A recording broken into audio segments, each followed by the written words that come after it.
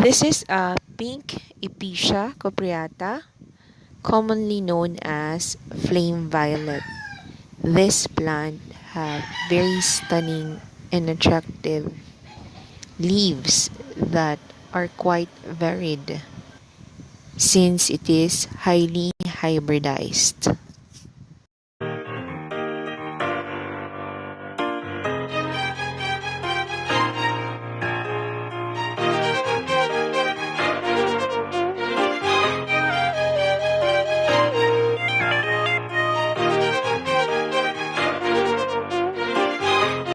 Hi there, welcome back to our channel. My name is Mommy G. Episcia is native to Central and South America and has found its way around the world.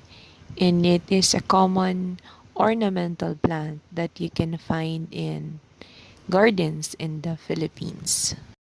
Once established and given the right conditions, this plant blooms all year round. This is a flower bud and a flower.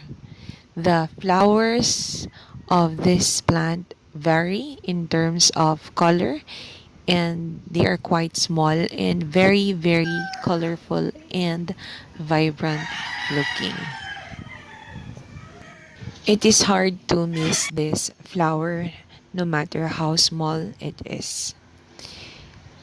Care for this plant is actually quite easy, especially if you live in a tropical country like the Philippines. We usually just make sure that it is placed in a shaded area and still receives a lot of indirect sunlight. We water it every day or when the soil is dry, and usually it is hanged. When the plant is healthy, it grows vertical stems which are called stolons, and at the end of these stems, it grows a new plant. This new plant can then be propagated, and we'll do that today, and I'll show you how. Tayo ng cutting. Yan, cut lang natin yan. So I have one for this type. Yan ang ating first plant cutting. Dito sa variant na to. So, ganyan yung variant niya. And I also have one for this. Ayan, meron na siyang plant na pwede natin i-cut. This plant can also be propagated by seeds, which are formed from the flowers. Commonly though, the propagation is through this type, which is from the stolons and new plant growths. Tadan! Ayan. So, ito, cute din to. So, I will cut this. Medyo malaki to. Dito.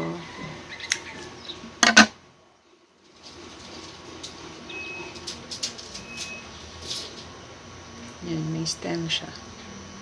So, ipaplant lang natin sila. So, now that we have the cuttings, I will show you the materials that we'll use to plant this. So, very simple lang.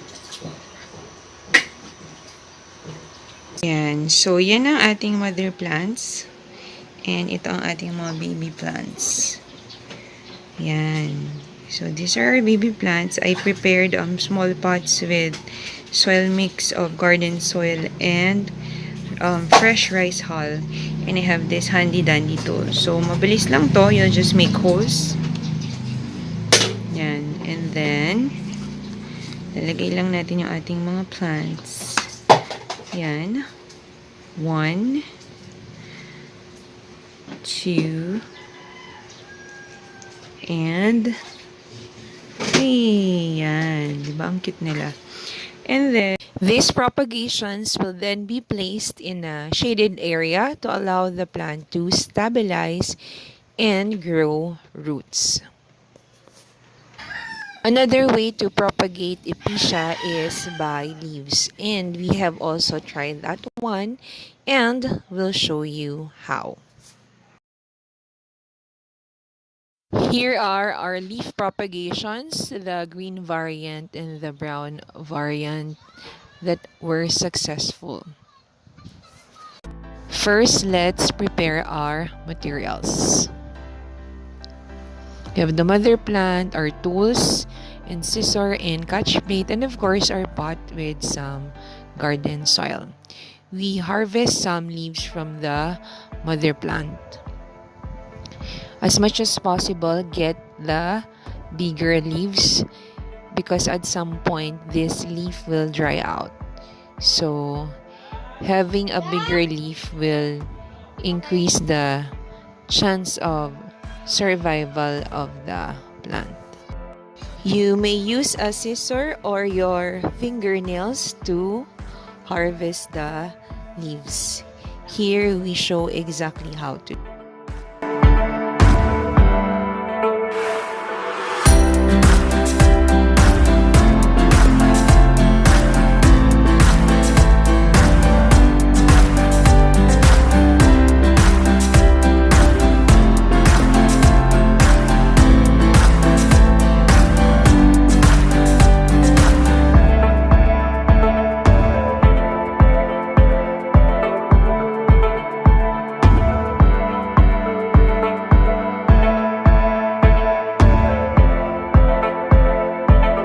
You can get as many leaves as your mother plant permits.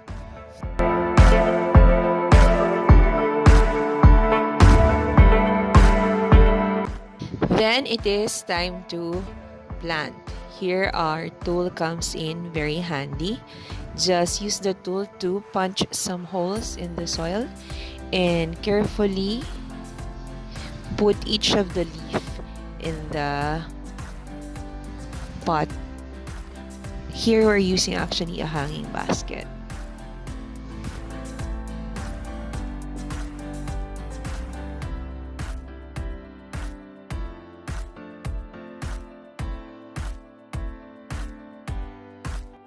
Once done, we can water this and place these propagations in a shaded area. We'll watch this, and after a month or two, we have our tiny little plant emerging from a leaf. With proper care, this plant will grow bigger after a few months. And we've noticed that this new plant has grown at the stem of this leaf. Let us show you the plant right now. After a few more months, these are our propagations from leaf. Leaf propagations take longer for the plant to grow bigger. As such, the easiest way and fastest way to propagate is really using the new plants from the growth on the stolons. In most cases, Episcia Cupreata or flame violet is planted in pots. You can also plant this as a ground cover like this one. So here it is actually growing on the soil directly. And you can grow this along with other plants. You may also grow this in a pot or directly on the ground. Here our pink Episcia is grown along with our aglaonema, and it's quite stunning to look at. This one is grown near an aquarium, and this is Episcia Cupreata is also used as a terrarium plant, and that's something that you can try as well. So that's it. We hope that you enjoyed this video and you learned something. For more plant videos, we invite you to check out our channel, and we also invite you to subscribe as well. Stay safe and healthy, and we hope to see you on our next video. This is Mommy G saying bye for now.